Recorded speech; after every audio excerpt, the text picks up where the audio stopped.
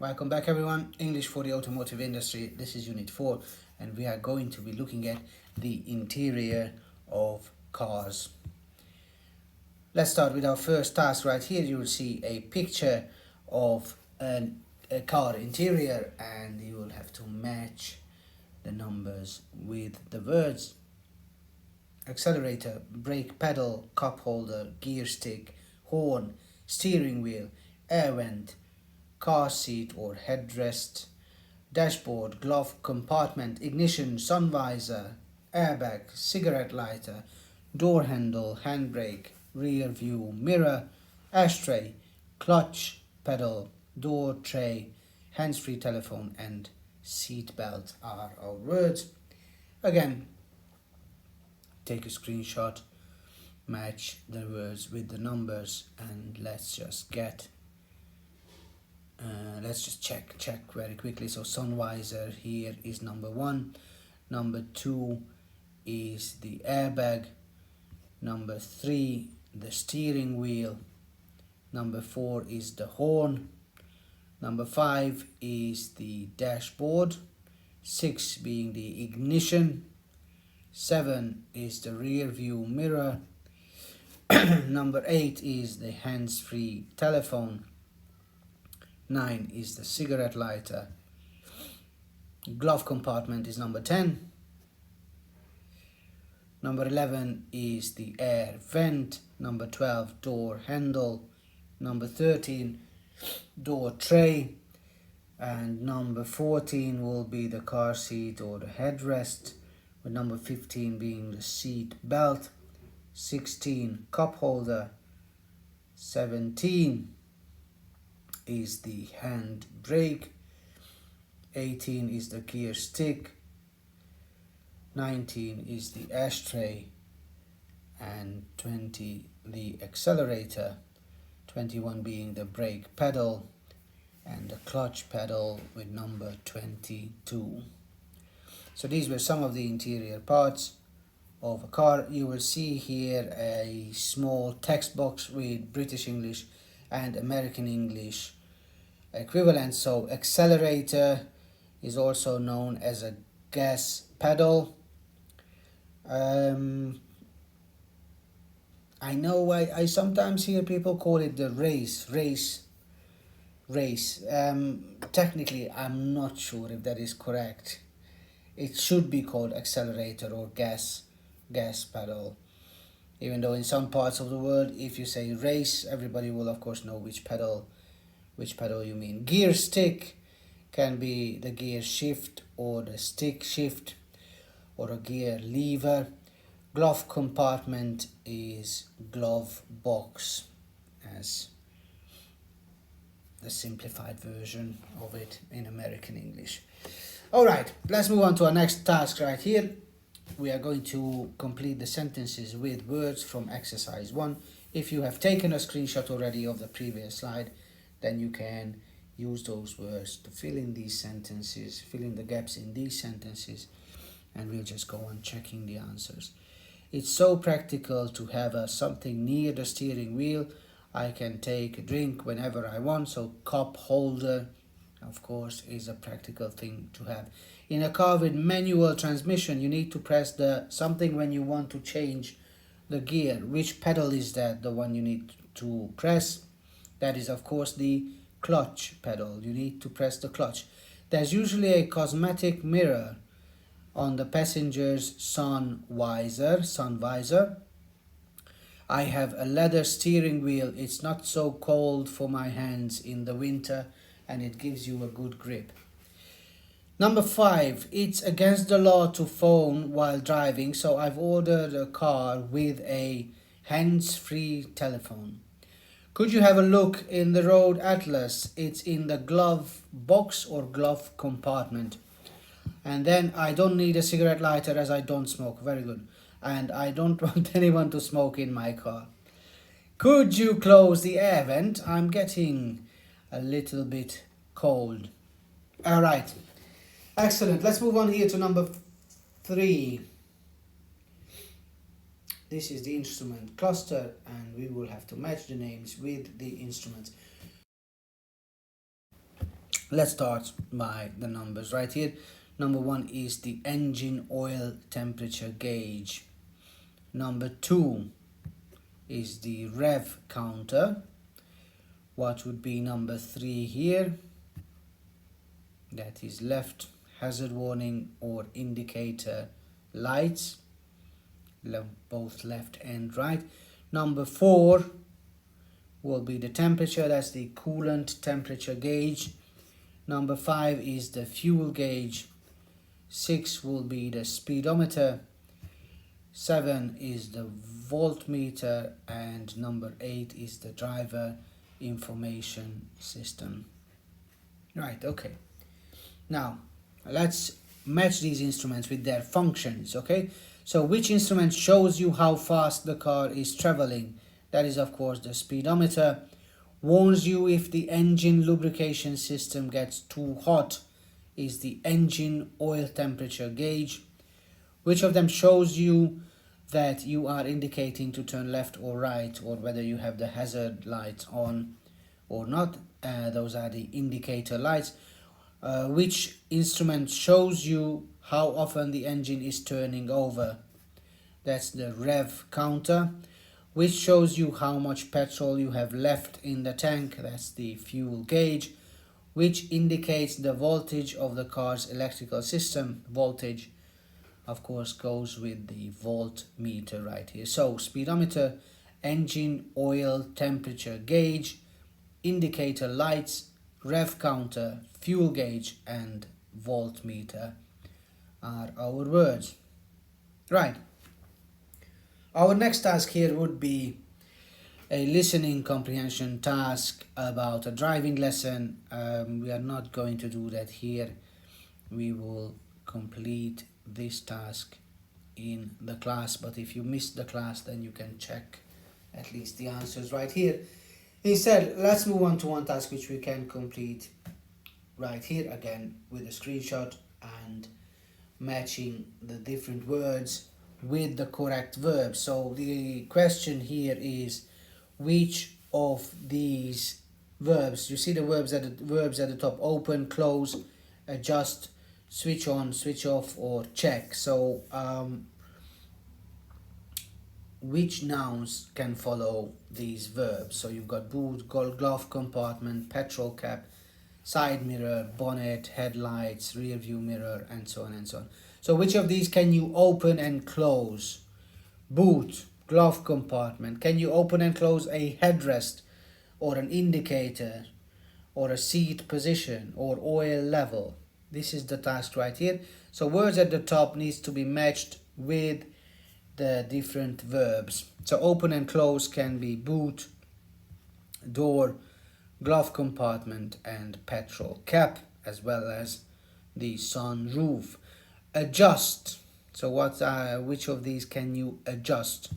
You can adjust the mirror, of course, the headrest, the seat height, the position of the seat belt, the side mirror, and the steering wheel, as well as the tire pressure. Right. Things that you can switch on or switch off: fog lights, headlights, indicator, windscreen wipers, and I believe that's about it. Things that you can check: you can check your oil levels, you can check your fuel, the tire pressure, the rear view mirror, and the seat position, as well as the side mirror. Check your mirrors. Always check your mirrors. Very important. All right. So these were the things that you could open, close, adjust, or switch on, off, or check. Right. If there's no questions, then we could move on to our next task right here, using the phrases from the previous task here. What do you do when visibility is poor because of the fog? You will switch on the fog lights. If your seat, or when your seat is too low, what do? You can adjust the seat height.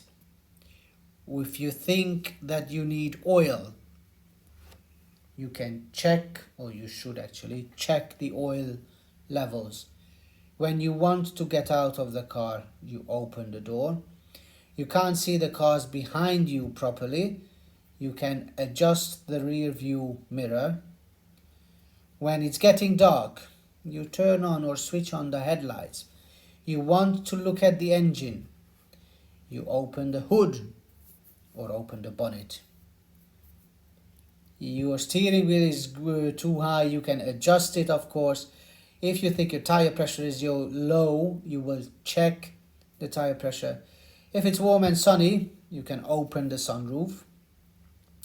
And if your passenger has no leg room in the back, that's too bad for him. You can help by adjusting the seat position. Right. So these were some of the simplified instructions using the verbs and the nouns from our previous conversation. Right, let's see what else we have for today. We also have a formal letter. Okay, so this can be very, very useful. We got a couple of words we will need to match with the sentences. So we've got appreciate, attachment, forward, possible, sending, unfortunately, and writing. Okay, now you work for a company that delivers or that manufactures car parts, and you receive the mail below from a customer. Complete the email with words from the box.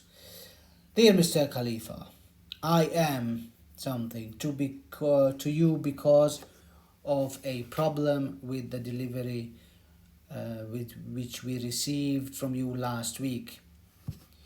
I am writing to you because of a problem.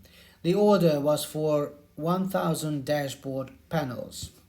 Unfortunately, 50 of the boxes that arrived were empty. Can you send us the missing items as soon as possible? ASAP, as soon as possible. We would also appreciate it if you could look into the problem to make sure this does not happen again. I am sending you a scan of the delivery note as an attachment, and I look forward to hearing from you soon. Very important expressions here in this email. I am writing to you, unfortunately, as soon as possible. I would appreciate it if you could. Okay? And as an attachment, I look forward to hearing from you soon. Okay? These are very important expressions to use when you are writing a formal email. There's actually a full session on formal emails and another one on formal versus informal emails here on the channel, so feel free to check those out as well. Right, okay, what else do we have here? Many tasks here today. Car manufacturers now have car configurators on their websites. These allow customers to customize their car. Right, so what we have here is audio communication, exterior equipment, interior equipment, safety, technology, seats, wheels, and tires. If you remember, in a previous lesson, we did a reading comprehension task based on the production process. Okay, and that was based on what happens when a customer after a customer places an order, okay, of a car with certain specifications. Now, this step here will show what happens just before that. So how does a customer decide what specs he or she wants? So what we have to do here is just match the menu titles with the correct columns. So here we've got, in the first one, we've got electric adjustable and heated door mirrors, remote control, central locking, electric slide and lift glass, sunroof, towing equipment, what are you thinking? Towing equipment, which can be removable. So is this audio communication, exterior, interior, safety, seats or wheels and tires? These are examples of exterior equipment. Next one, electric tire pressure monitoring. AJ by 17 7-spoke design alloy wheels. These will be wheels and tires. Electronic climate control with individual driver and front passenger controls. Garage door opener, rear window blind, especially electrically operated. You can see I'm getting a bit tired now. Interior light pack, interior equipment. Then we've got the seats, electric front seats, 14-way adjustable with memory for front seats. Back in the day when we had all the microchips that we would ever want, you could have these in cars. Leather upholstery, heated front and rear seats and sport seats. Seats. These are seats. Anti-theft alarm with tow-away protection, cruise control, xenon headlights, adaptive air suspension, safety technology. And then surprise, GPS navigation, hands-free, voice control, active speakers. These are audio or communication equipment. Right. Our last task, just like in the previous session, is a crossword puzzle. I will leave you now 10 minutes. No. I'll leave you about 10 seconds to take a screenshot. Complete the task. And then I'll just show you the answers. So, number 1 is where people can put their cigarettes when it's finished. I don't know if today's cars would still have ashtrays. I don't think they do. I think in some cars it's actually an optional extra if you want the smoker's package or whatever. Of course, we don't want that. Right, number 3, the instruments are on this. This is the dashboard right here, DASHBOARD. This is the middle pedal in the car. That's of course the brake.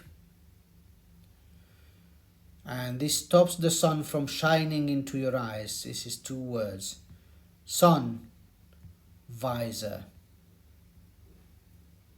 Okay, and you use this to change gear in number 9. So that is the gear stick or gear shift or gear lever. All right, excellent. Now down, something that protects your head and neck in an accident. That's the headrest. Number 4, you operate this when you park your car to stop it from moving. So that's the handbrake. Number 6, you can put your maps and documents in the glove compartment. Glove. And number 7, you look in the rear view, something to check the traffic behind you, and that is the rear view mirror. MIRROR, mirror. Right, so these were just some of the words related to the interior features of cars, as well as the different types of safety equipment. Right, I hope you found that useful. Let me know if you have any questions. If not, then that's it for today. Have a lovely rest of the day, everyone, and I'll see you in the next one. Masalama.